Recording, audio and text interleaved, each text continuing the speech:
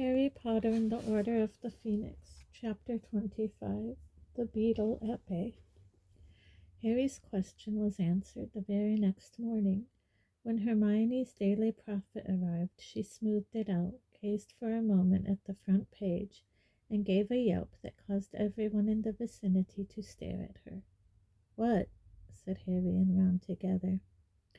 For answer, she spread the newspaper on the table in front of them and pointed at 10 black and white photographs that filled the whole of the front page, 9 showing wizards' faces and the 10th a witch's. Some of the people in the photographs were silently jeering, others were tapping their fingers on the frame of their pictures, looking insolent. Each picture was captioned with a name and the crime for which the person had been sent to Azkaban. Antonin Dolohov, read the legend beneath a wizard with a long, pale, twisted face, who was sneering up at Harry, convicted of the brutal murders of Gideon and Fabian Pruitt. Augustus Rookwood, said the caption beneath a pock-marked man with greasy hair who was leaning against the edge of his picture, looking bored, convicted of leaking Ministry of Magic secrets to he who must not be named. But Harry's eyes were drawn to the picture of the witch. Her face had leaped out at him the moment he had seen the page. She had long dark hair that looked unkempt and straggly in the picture, though he had seen it sleek, thick, and shining. She glared up at him through heavily lidded eyes, an arrogant, disdainful smile playing around her thin mouth. Like Sirius, she retained vestiges of great good looks, but something, perhaps Azkaban, had taken most of her beauty.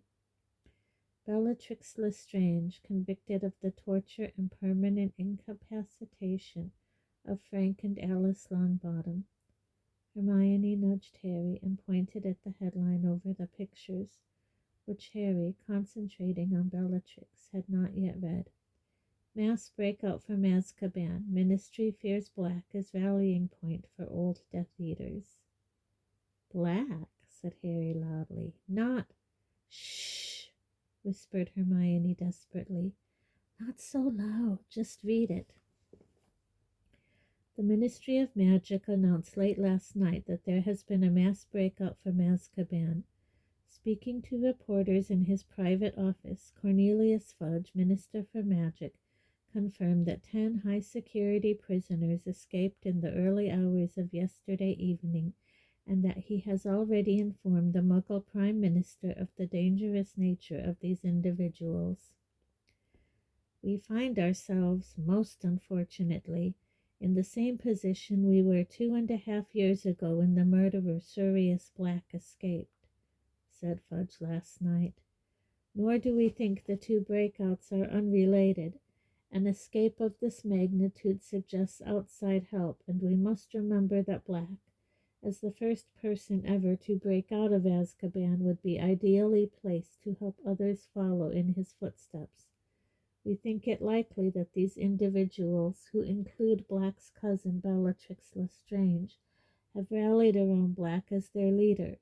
We are, however, doing all we can to round up the criminals, and we beg the magical community to remain alert and cautious. On no account should any of these individuals be approached." "There you are, Harry," said Ron, looking awestruck. "That's why he was happy last night." "I don't believe this," snarled Harry. "Fudge is blaming the breakout on Sirius?" "What other options does he have?" said Hermione bitterly. "He can hardly say, 'Sorry, everyone, Dumbledore warned me this might happen. The Azkaban guards have joined Lord Voldemort.' Stop whimpering, Ron. And now Voldemort's worst supporters have broken out too. I mean, he spent a good 6 months telling everyone you and Dumbledore are liars, hasn't he?" Hermione ripped open the paper and began to read the report inside, while Harry looked around the great hall. He could not understand why his fellow students were not looking scared, or at least discussing the terrible piece of news on the front page. But very few of them took the newspaper every day like Hermione.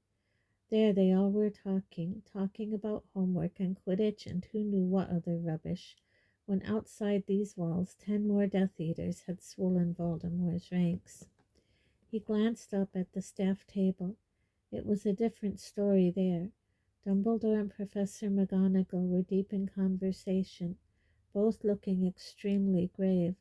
Professor Sprout had the Prophet propped against a bottle of ketchup and was reading the front page with such concentration that she was not noticing the gentle drip of egg yolk falling into her lap from her stationary spoon. Meanwhile, at the far end of the table, Professor Umbridge was tucking into a bowl of porridge. For once her pouchy toad's eyes were not sweeping the great hall looking for misbehaving students.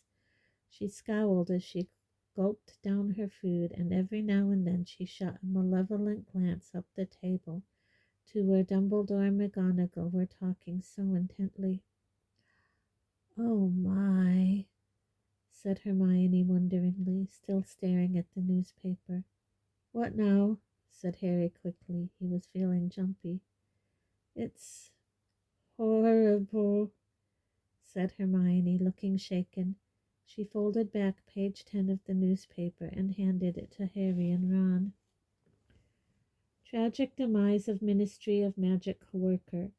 St. Mungo's Hospital promised a full inquiry last night after Ministry of Magic worker Broderick Bode, 49, was discovered dead in his bed, strangled by a pot plant. Healers called to the scene were unable to revive Mr. Bode, who had been injured in a workplace accident some weeks prior to his death. Healer Miriam Strout, who was in charge of Mr. Bode's ward at the time of the incident, has been suspended on full pay and was unavailable for comment yesterday, but a spokeswizard for the hospital said in a statement, "St. Mungo's deeply regrets the death of Mr. Bode, whose health was improving steadily prior to this tragic accident. We have strict guidelines on the decorations permitted on our wards, but it appears that Healer Strout, busy over the Christmas period, overlooked the dangers of the plant on Mr. Bode's bedside table. As his speech and mobility improved, Healer Strout encouraged Mr. Bode to look after the plant himself, unaware that it was not an innocent flitterbloom, but a cutting of Devil's Snare, which, when touched by the convalescent Mr. Bode, throttled him instantly. St. Mungo's is as yet unable to account for the presence of the plant on the ward, and asks any witch or wizard with information to come forward." "Bode," said Ron. "Bode. It rings a bell." "We saw him," Hermione whispered, "in St. Mungo's, remember? He was in the bed opposite Lockhart's, just lying there staring at the ceiling. And we saw the Devil's Snare arrive. She, the healer, said it was a Christmas present." Harry looked back at the story. A feeling of horror was rising like bile in his throat.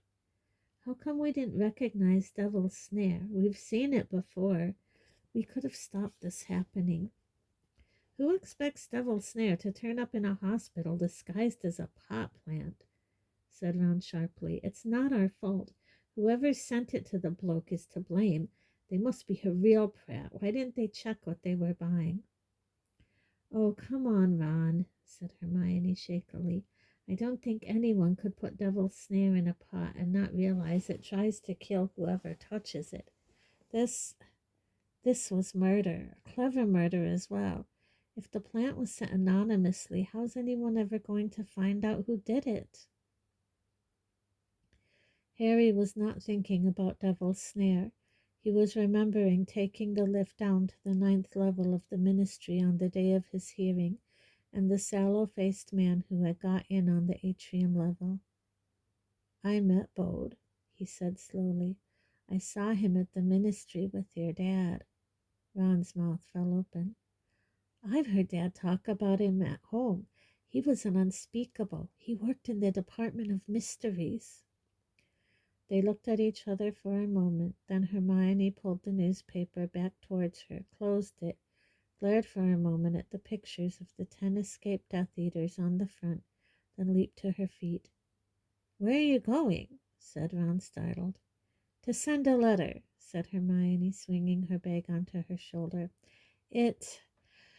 Well, I don't know whether, but it's worth trying, and I'm the only one who can. I hate it when she does that, grumbled Ron as he and Harry got up from the table and made their own slower way out of the great hall. Would it kill her to tell us what she's up to for once? It'd take her about 10 more seconds. Hey, Hagrid. Hagrid was standing beside the doors into the entrance hall, waiting for a crowd of Ravenclaws to pass. He was still as heavily bruised as he had been on the day he had come back from his mission to the Giants, and there was a new cut right across the bridge of his nose.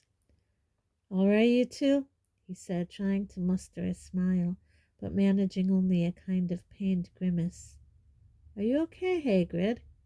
Asked Harry, following him as he lumbered after the Ravenclaws. Fine, said Hagrid with a feeble assumption of airiness. He waved a hand and narrowly missed concussing a frightened-looking Professor Vector who was passing. Just busy, usual stuff. Lessons to prepare. A couple of salamanders got scale rot, and I'm on probation, he mumbled. You're on probation, said Ron very loudly, so that many of the passing students looked around curiously. Sorry, you're on probation? He whispered. Yeah, said Hagrid. It's no more'n I expected, to tell you the truth. You might not have picked up on it, but that inspection didn't go too well. Anyway, he sighed deeply. Best go and rub a bit more chili powder on them salamanders, or their tails will be hanging off 'em next. See ya, Harry. Ron. He trudged away out of the front doors and down the stone steps into the damp grounds. Harry watched him go, wondering how much more bad news he could stand. The fact that Hagrid was now on probation became common knowledge within the school over the next few days, but to Harry's indignation hardly anybody appeared to be upset about it. Indeed, some people, Draco Malfoy prominent among them, seemed positively gleeful. As for the freakish death of an obscure Department of Mysteries employee in St. Mungo's, Harry, Ron, and Hermione seemed to be the only people who knew or cared. There was only one topic of conversation in the corridors now: the 10 escaped Death Eaters, whose story had finally filtered through the school from those few people who read the newspapers. Rumors were flying that some of the convicts had been spotted in Hogsmeade, that they were supposed to be hiding out in the Shrieking Shack, and that they were going to break into Hogwarts, just as Sirius Black had done. Those who came from wizarding families had grown up hearing the names of these Death Eaters spoken, with almost as much fear as Voldemort's. The crimes they had committed during the days of Voldemort's reign of terror were legendary. There were relatives of their victims among the Hogwarts students who now found themselves the unwilling objects of a gruesome sort of reflected fame as they walked the corridors. Susan Bones, whose uncle, aunt, and cousins had all died at the hands of one of the 10, said miserably during herbology that she now had a good idea what it felt like to be Harry. And I don't know how you stand it. It's horrible, she said bluntly, dumping far too much dragon manure on her tray of Screech Snap seedlings, causing them to wriggle and squeak in discomfort. It was true that Harry was the subject of much renewed muttering and pointing in the corridors these days, yet he thought he detected a slight difference in the tone of the whisperers' voices. They sounded curious rather than hostile now, and once or twice he was sure he overheard snatches of conversation that suggested that the speakers were not satisfied with the prophet's version of how and why 10 Death Eaters had managed to break out of the Azkaban fortress. In their confusion and fear, these doubters now seemed to be turning to the only other explanation available to them, the one that Harry and Dumbledore had been expounding since the previous year. It was not only the students' mood that had changed. It was now quite common to come across 2 or 3 teachers conversing in low, urgent whispers in the corridors, breaking off their conversations the moment they saw students approaching. "They obviously can't talk freely in the staff room anymore," said Hermione in a low voice as she, Harry, and Ron passed Professors McGonagall, Flitwick, and Sprout huddled together outside the Charms classroom one day. "Not with Umbridge there." "Reckon they know anything new?" said Ron, gazing back over his shoulder at the 3 teachers. "If they do, we're not going to hear about it, are we?" said Harry angrily. "Not after Decree— What number are we on now?" For new notices had appeared on the house notice boards the morning after news of the Azkaban breakout. "By order of the High Inquisitor of Hogwarts, teachers are hereby banned from giving students any information that is not strictly related to the subjects they are paid to teach. The above is in accordance with Educational Decree number 26. Signed, Dolores Jane Umbridge, High Inquisitor." This latest decree had been the subject of a great many jokes among the students. Lee Jordan had pointed out to Umbridge that by the terms of the new rule she was not allowed to tell Fred and George off for playing Exploding Snap in the back of the class. "Exploding Snap's got nothing to do with Defense Against the Dark Arts, Professor. That's not information relating to your subject." When Harry next saw Lee, the back of his hand was bleeding rather badly. Harry recommended essence of murtlap. Harry had thought the breakout from Azkaban might have humbled Umbridge a little, that she might have been abashed at the catastrophe that had occurred right under the nose of her beloved Fudge. It seemed, however, to have only intensified her furious desire to bring every aspect of life at Hogwarts under her personal control. She seemed determined, at the very least, to achieve a sacking before long, and the only question was whether it would be Professor Trelawney or Hagrid who went first. Every single divination and care of magical creatures lesson was now conducted in the presence of Umbridge and her clipboard. She lurked by the fire in the heavily perfumed tower room, interrupting Professor Trelawney's increasingly hysterical talks with difficult questions about ornithomancy and heptomology, insisting that she predict students' answers before they gave them, and demanding that she demonstrate her skill at the crystal ball, the tea leaves, and the rune stones in turn. Harry thought Professor Trelawney might soon crack under the strain. Several times he passed her in the corridors, in itself a very unusual occurrence, as she generally remained in her tower room, muttering wildly to herself, wringing her hands and shooting terrified glances over her shoulder, and all the while giving off a powerful smell of cooking sherry. If he had not been so worried about Hagrid, he would have felt sorry for her. But if one of them was to be ousted from their job, there could be only one choice for Harry as to who should remain. Unfortunately, Harry could not see that Hagrid was putting up a better show than Trelawney, though he seemed to be following Hermione's advice and had shown them nothing more frightening than a Krupp, a creature indistinguishable from a Jack Russell Terrier except for its forked tail. Since before Christmas, he too seemed to have lost his nerve. He was oddly distracted and jumpy during lessons, losing the thread of what he was saying to the class, answering questions wrongly, and all the time glancing anxiously at Umbridge. He was also more distant with Harry, Ron, and Hermione than he had ever been before, and had expressly forbidden them to visit him after dark. "If she catches you, it'll be all of our necks on the line," he told them flatly, and with no desire to do anything that might jeopardize his job further, they abstained from walking down to his hut in the evenings. It seemed to Harry that Umbridge was steadily depriving him of everything that made his life at Hogwarts worth living. Visits to Hagrid's house, letters from Sirius, his firebolt, and Quidditch. He took his revenge the only way he could, by redoubling his efforts for the DA.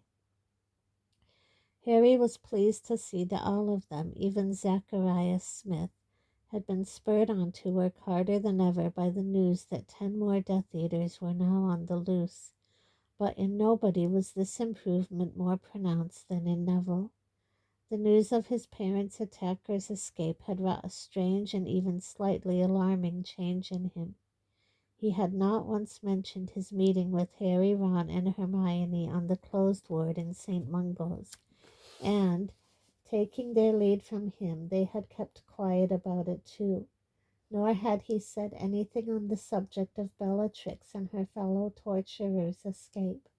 In fact, Neville barely spoke during the DA meetings any more, but worked relentlessly on every new jinx and counter-curse Harry taught them, his plump face screwed up in concentration, apparently indifferent to injuries or accidents, and working harder than anyone else in the room. He was improving so fast it was quite unnerving, and when Harry taught them a shield charm, a means of deflecting minor jinxes so that they rebounded on the attacker, only Hermione mastered the charm faster than Neville. Harry would have given a great deal to be making as much progress at occlumency as Neville was making during the DA meetings. Harry's sessions with Snape, which had started badly enough, were not improving. On the contrary, Harry felt he was getting worse with every lesson.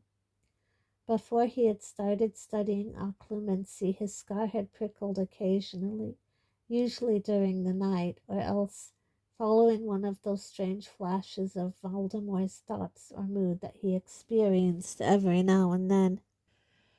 Nowadays, however, his scar hardly ever stopped prickling, and he often felt lurches of annoyance or cheerfulness that were unrelated to what was happening to him at the time, which were always accompanied by a particularly painful twinge from his scar. He had the horrible impression that he was slowly turning into a kind of Ariel that was tuned into tiny fluctuations in Voldemort's mood, and he was sure he could date this increased sensitivity firmly from his first occlumency lesson with Snape. What was more, he was now dreaming about walking down the corridor towards the entrance to the Department of Mysteries almost every night, dreams which always culminated in him standing longingly in front of the plain black door. "Maybe it's a bit like an illness," said Hermione, looking concerned when Harry confided in her and Ron. "A fever or something. It has to get worse before it gets better." "The lessons with Snape are making it worse," said Harry flatly. "I'm getting sick of my scar hurting, and I'm getting bored with walking down that corridor every night." He rubbed his forehead angrily. "I just wish the door would open. I'm sick of standing staring at it." "That's not funny," said Hermione sharply. "Dumbledore doesn't want you to have dreams about that corridor at all, or he wouldn't have asked Snape to teach you occlumency. You're just going to have to work a bit harder in your lessons." "I am working," said Harry, nettled. "You try it sometime. Snape trying to get inside your head. It's not a bundle of laughs, you know." "Maybe," said Ron slowly. "Maybe what?" said Hermione rather snappishly. "Maybe it's not Harry's fault he can't close his mind," said Ron darkly. "What do you mean?" said Hermione. "Well, maybe Snape isn't really trying to help Harry." Harry and Hermione stared at him. Ron looked darkly and meaningfully from one to the other. "Maybe," he said again in a lower voice, "he's actually trying to open Harry's mind a bit wider. Make it easier for you know."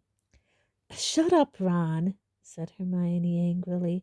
"How many times have you suspected Snape, and when have you ever been right? Dumbledore trusts him. He works for the Order. That ought to be enough." "He used to be a Death Eater," said Ron stubbornly, "and we've never seen proofs that he really swapped sides." "Dumbledore trusts him," Hermione repeated. "And if we can't trust Dumbledore, we can't trust anyone." With so much to worry about and so much to do, startling amounts of homework that frequently kept the fifth years working until past midnight, secret DA sessions and regular classes with Snape, January seemed to be passing alarmingly fast. Before Harry knew it, February had arrived, bringing with it wetter and warmer weather, and the prospect of the second Hogsmeade visit of the year. Harry had had very little time to spare for conversations with Cho since they had agreed to visit the village together, but suddenly found himself facing a Valentine's Day spent entirely in her company. On the morning of the 14th, he dressed particularly carefully. He and Ron arrived at breakfast just in time for the arrival of the post owls. Hedwig was not there. Not that Harry had expected her, but Hermione was tugging a letter from the beak of an unfamiliar brown owl as they sat down. "And about time, if it hadn't come today," she said, eagerly tearing open the envelope and pulling out a small piece of parchment. Her eyes sped from left to right as she read through the message, and a grimly pleased expression spread across her face. "Listen, Harry," she said, looking up at him. "This is really important. Do you think you could meet me in the Three Broomsticks around midday?" "Well, I don't know," said Harry uncertainly. "Cho might be expecting me to spend the whole day with her. We never said what we were going to do." "Well, bring her along if you must," said Hermione urgently. "But will you come?" "Well, all right, but why?" "I haven't got time to tell you now. I've got to answer this quickly." And she hurried out of the great hall, the letter clutched in one hand and a piece of toast in the other. "Are you coming?" Harry asked Ron, but he shook his head, looking glum. "I can't come into Hogsmeade at all. Angelina wants a full day's training, like it's going to help. We're the worst team I've ever seen. You should see Sloper and Kirk. They're pathetic, even worse than I am." He heaved a great sigh. "I don't know why Angelina won't just let me resign." "It's because you're good when you're on form, that's why," said Harry irritably. He found it very hard to be sympathetic to Ron's plight when he himself would have given almost anything to be playing in the forthcoming match against Hufflepuff. Ron seemed to have noticed Harry's tone because he did not mention Quidditch again during breakfast, and there was a slight frostiness in the way they said goodbye to each other shortly afterwards. Ron departed for the Quidditch pitch, and Harry, after attempting to flatten his hair while staring at his reflection in the back of a teaspoon, proceeded alone to the entrance hall to meet Cho, feeling very apprehensive and wondering what on earth they were going to talk about. She was waiting for him a little to the side of the oak front doors, looking very pretty with her hair tied back in a long ponytail. Harry's feet seemed to be too big for his body as he walked towards her, and he was suddenly horribly aware of his arms and how stupid they must look swinging at his sides. "Hi," said Cho, slightly breathlessly. "Hi," said Harry. They stared at each other for a moment, then Harry said, "Well, shall we go then?" "Oh, yes." They joined the queue of people being signed out by Filch, occasionally catching each other's eye and grinning shiftily, but not talking to each other. Harry was relieved when they reached the fresh air, finding it easier to walk along in silence than just stand about looking awkward. It was a fresh, breezy sort of a day, and as they passed the Quidditch stadium, Harry glimpsed Ron and Ginny skimming along over the stands and felt a horrible pang that he was not up there with them. "You really miss it, don't you?" said Cho. He looked round and saw her watching him. "Yeah," said Harry, "I do." "Remember the first time we played against each other?" she asked him. "Yeah," said Harry, grinning. You kept blocking me. And Wood told you not to be a gentleman and knock me off my broom if you had to, said Cho, smiling reminiscently. I heard he got taken on by Pride of Portree, is that right? Nah, it was Puddlemere United. I saw him at the World Cup last year. Oh, I saw you there too, remember? We were on the same campsite. It was really good, wasn't it? The subject of the Quidditch World Cup carried them all the way down the drive and out through the gates. Harry could hardly believe how easy it was to talk to her. No more difficult, in fact, than talking to Ron and Hermione, and he was just starting to feel confident and cheerful when a large gang of Slytherin girls passed them, including Pansy Parkinson. Potter and Chang, squeaked Pansy to a chorus of snide giggles. Ugh, Chang, I don't think much of your taste. At least Diggory was good looking. The girls sped up, talking and shrieking in a pointed fashion, with many exaggerated glances back at Harry and Cho, leaving an embarrassed silence in their wake. Harry could think of nothing else to say about Quidditch, and Cho, slightly flushed, was watching her feet. So, where do you want to go? Harry asked as they entered Hogsmeade.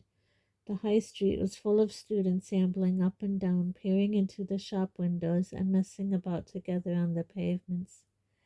Oh, I don't mind, said Cho, shrugging. Shall we just have a look in the shops or something? They wandered towards Dervish and Bangs. A large poster had been stuck up in the window, and a few Hogsmeaders were looking at it. They moved aside when Harry and Cho approached, and Harry found himself staring once more at the pictures of the 10 escaped Death Eaters. The poster, by order of the Ministry of Magic, offered 1,000 galleon reward to any witch or wizard with information leading to the recapture of any of the convicts pictured. It's funny, isn't it? Said Cho in a low voice, gazing up at the pictures of the Death Eaters. Remember when that Sirius Black escaped, and there were Dementors all over Hogsmeade looking for him? And now 10 Death Eaters are on the loose, and there are no Dementors anywhere. Yeah, said Harry, tearing his eyes away from Bellatrix's Lestrange face to glance up and down the high street. Yeah, that is weird. He wasn't sorry that there were no Dementors nearby, but now he came to think of it, their absence was highly significant. They had not only let the Death Eaters escape, they weren't bothering to look for them. It looked as though they really were outside Ministry control now.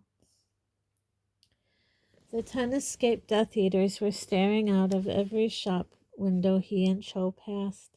It started to rain as they passed Scriven shafts. Cold, heavy drops of water kept hitting Harry's face and the back of his neck. Do you want to get a coffee? Said Cho tentatively as the rain began to fall more heavily. Yeah, all right, said Harry, looking around. Where? Oh, there's a really nice place just up here. Haven't you ever been to Madame Puttyfoot's? She said brightly, leading him up a side road and into a small tea shop that Harry had never noticed before. It was a cramped, steamy little place where everything seemed to have been decorated with frills or bows. Harry was reminded unpleasantly of Umbridge's office. Cute, isn't it? Said Cho happily. Yeah, said Harry untruthfully. Look, she's decorated it for Valentine's Day, said Cho, indicating a number of golden cherubs that were hovering over each of the small circular tables, occasionally throwing pink confetti over the occupants.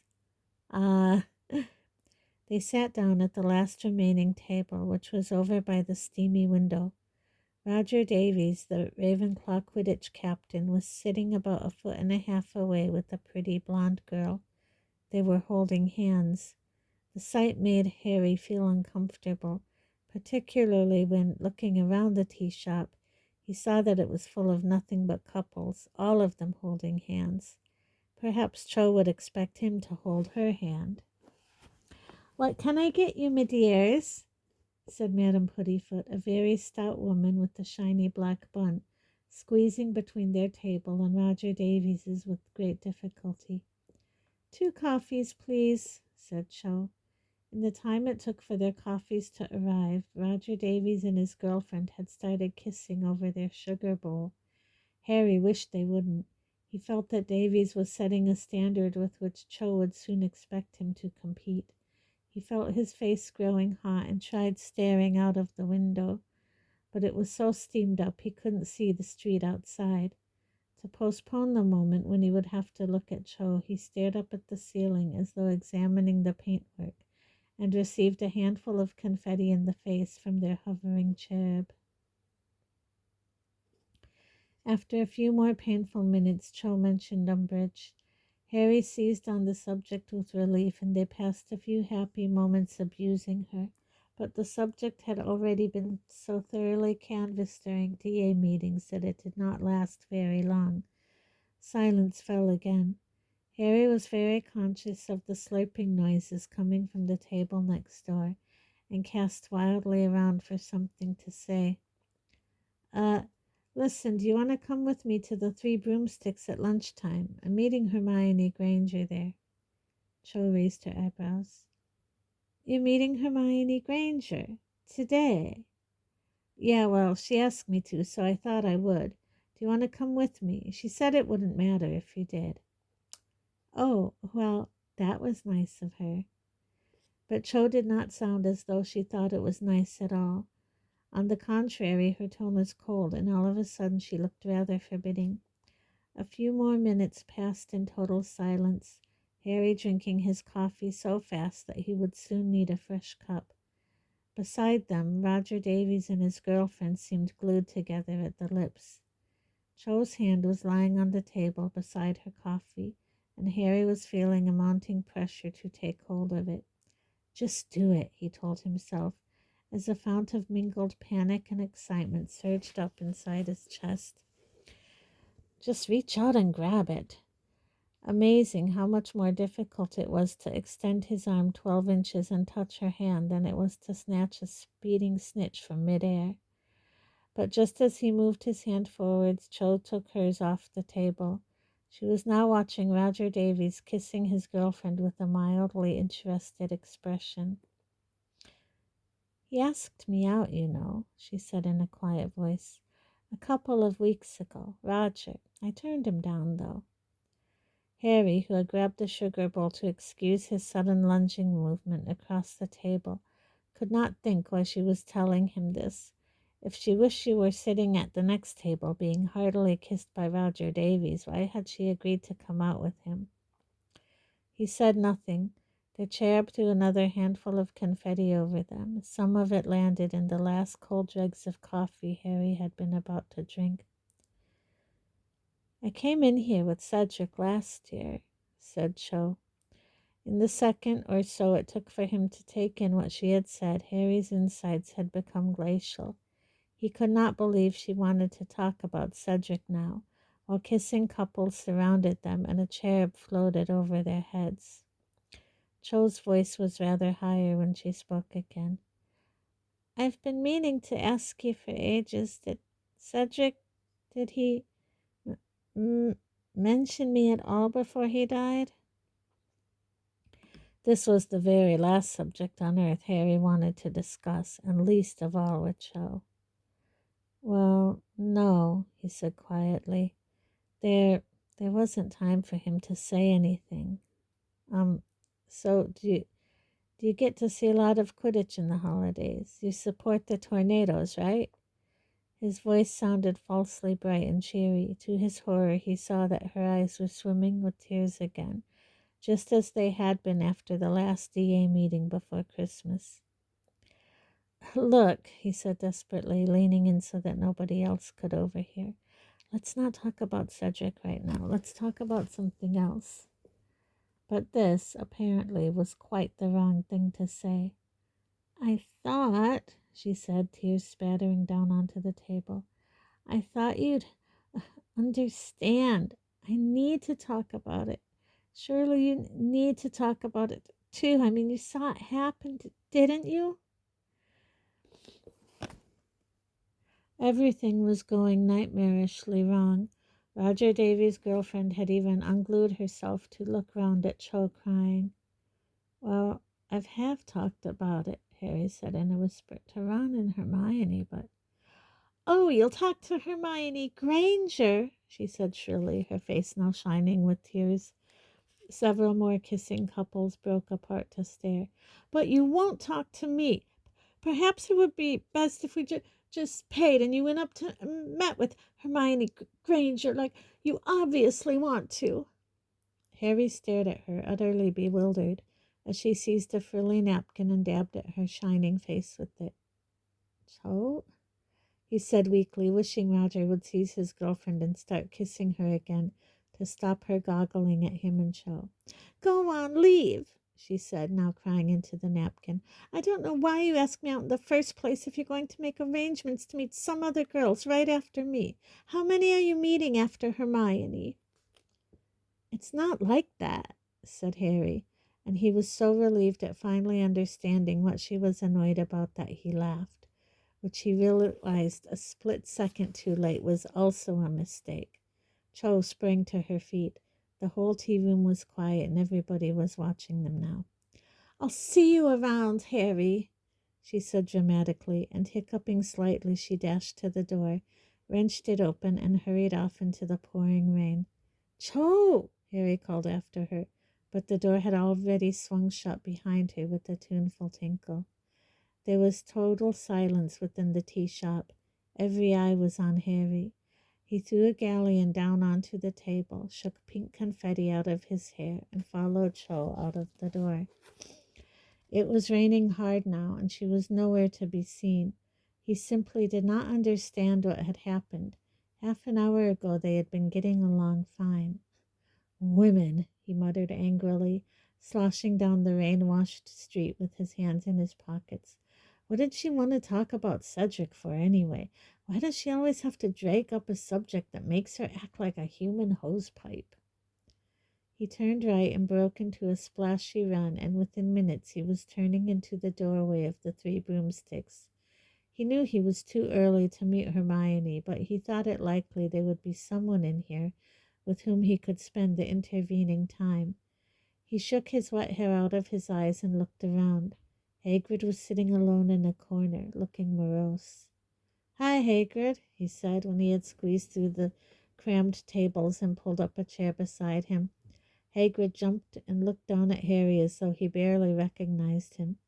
Harry saw that he had 2 fresh cuts on his face and several new bruises. Oh, it's ya, Harry, said Hagrid. You all right? Yeah, I'm fine, lied Harry. But next to this battered and mournful-looking Hagrid, he felt he didn't really have much to complain about. Are you okay? Me? Said Hagrid. Oh, yeah, I'm grand, Harry, grand. He gazed into the depths of his pewter tankard, which was the size of a large bucket, and sighed. Harry didn't know what to say to him. They sat side by side in silence for a moment. Then Hagrid said abruptly, In the same boat, you and me, aren't we, Harry? Said Harry. Yeah, I've said it before. Both outsiders, like, said Hagrid, nodding wisely. And both orphans. Yeah, both orphans. He took a great swig from his tankard. Makes a difference having a decent family, he said. Me dad was decent, and your mum and dad were decent. If they'd lived, life would have been different, eh? Yeah, I suppose, said Harry cautiously. Hagrid seemed to be in a very strange mood. Family, said Hagrid gloomily. Whatever you say, blood's important. And he wiped a trickle of it out of his eye. Hagrid, said Harry, unable to stop himself. Where are you getting all these injuries? Eh? Said Hagrid, looking startled. What injuries? All those, said Harry, pointing at Hagrid's face. Oh, that's just normal bumps and bruises, Harry, said Hagrid dismissively. I got a rough job. He drained his tankard, set it back on the table, and got to his feet. I'll be seeing you, Harry. Take care now. And he lumbered out of the pub looking wretched and disappeared into the torrential rain. Harry watched him go, feeling miserable. Hagrid was unhappy, and he was hiding something, but he seemed determined not to accept help. What was going on? But before Harry could think about it any further, he heard a voice calling his name. Harry, Harry, over here! Hermione was waving at him from the other side of the room. He got up and made his way towards her through the crowded pub. He was still a few tables away when he realized that Hermione was not alone. She was sitting at a table with the unlikeliest pair of drinking mates he could ever have imagined. Luna Lovegood and none other than Rita Skeeter, ex-journalist on the Daily Prophet and one of Hermione's least favorite people in the world. "You're early," said Hermione, moving along to give him room to sit down. "I thought you were with Cho. I wasn't expecting you for another hour at least." "Cho?" said Rita at once, twisting round in her seat to stare avidly at Harry. "A girl?" She snatched up her crocodile skin handbag and groped within it. "It's none of your business if Harry's been with 100 girls," Hermione told Rita coolly, "so you can put that away right now." Rita had been on the point of withdrawing an acid green quill from her bag. Looking as though she had been forced to swallow stink sap, she snapped her bag shut again. "What are you up to?" Harry asked, sitting down and staring from Rita to Luna to Hermione. "Little Miss Perfect was just about to tell me when you arrived," said Rita, taking a large slurp of her drink. "I suppose I am allowed to talk to him, am I?" she shot at Hermione. "Yes, I suppose you are," said Hermione coldly. Unemployment did not suit Rita. The hair that had once been set in elaborate curls now hung lank and unkempt around her face.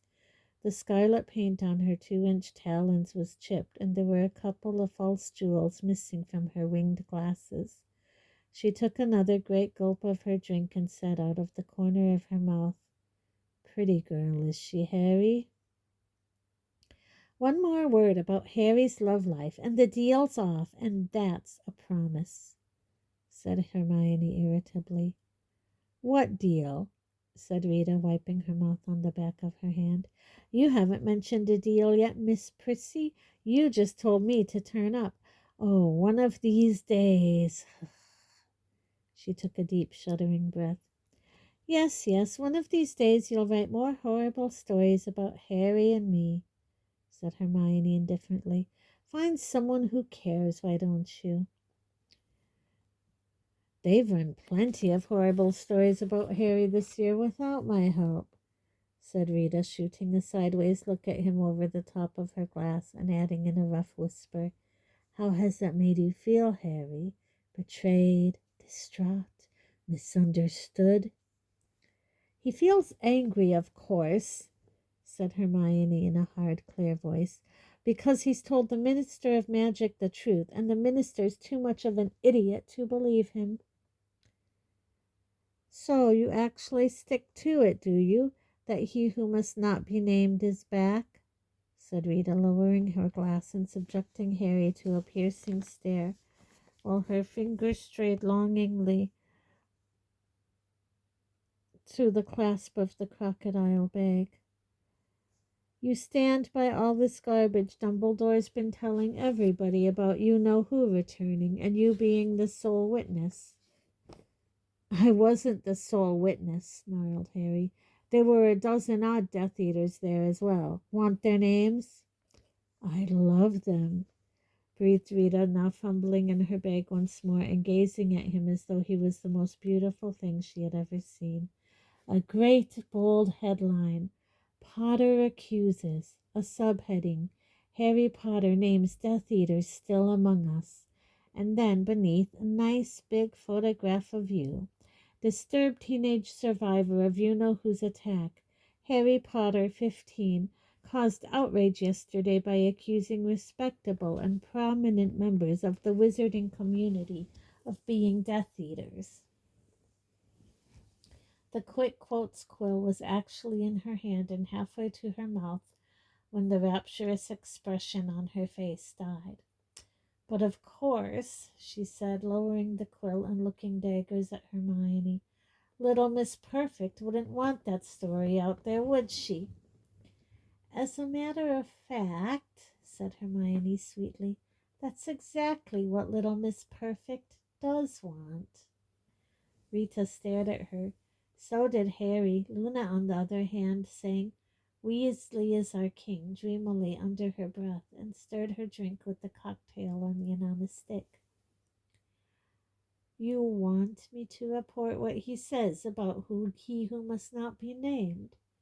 Rita asked Hermione in a hushed voice. Yes, I do, said Hermione. The true story, all the facts, exactly as Harry reports them.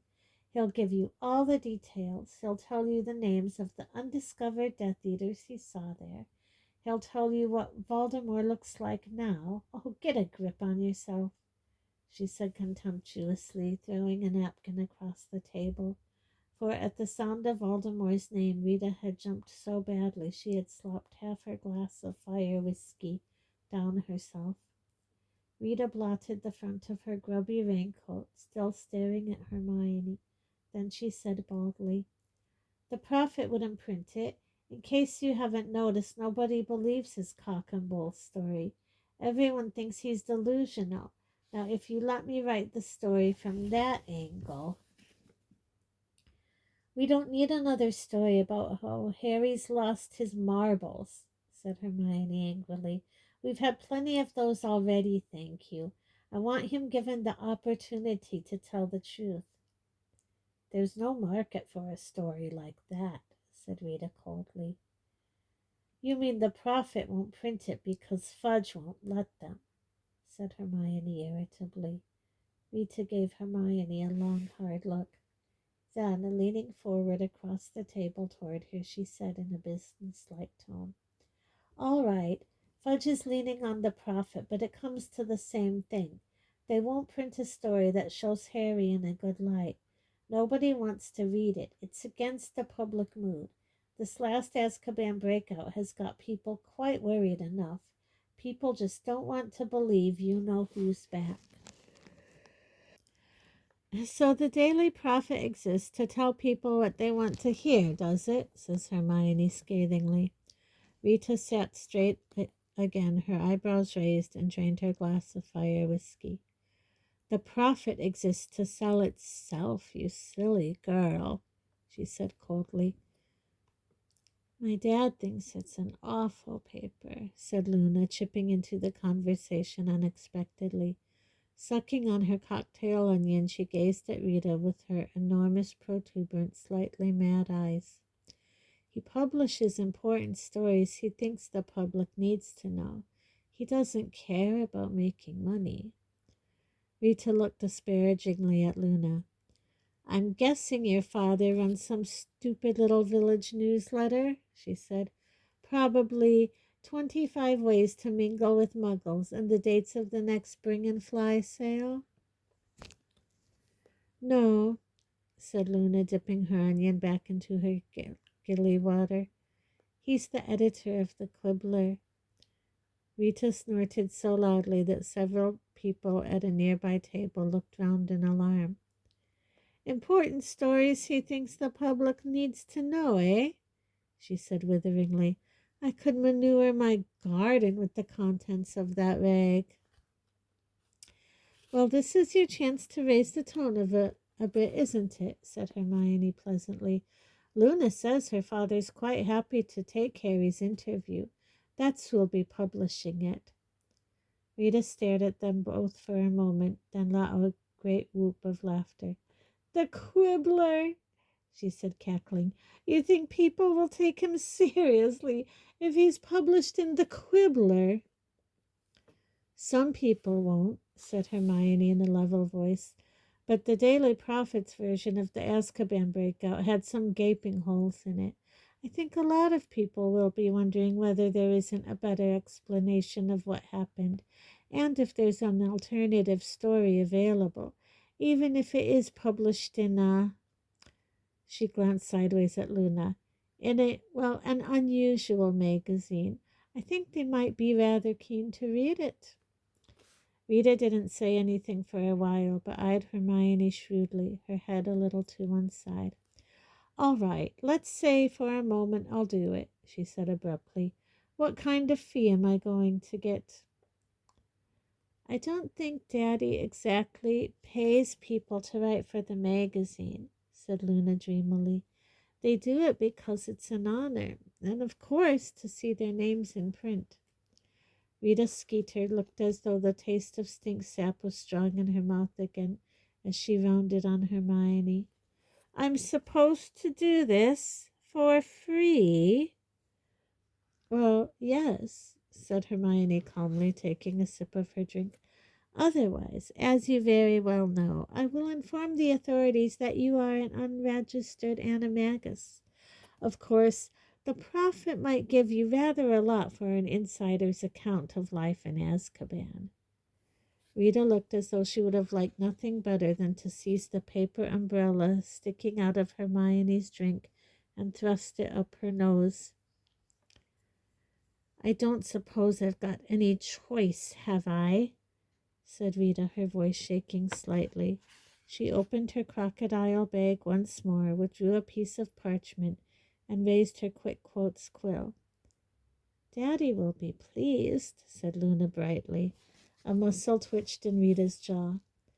"Okay, Harry," said Hermione, turning to him. "Ready to tell the public the truth?" "I suppose," said Harry, watching Rita balancing the quick quotes quill at the ready on the parchment between them. "Fire it away then, Rita," said Hermione serenely, fishing a cherry out from the bottom of her glass.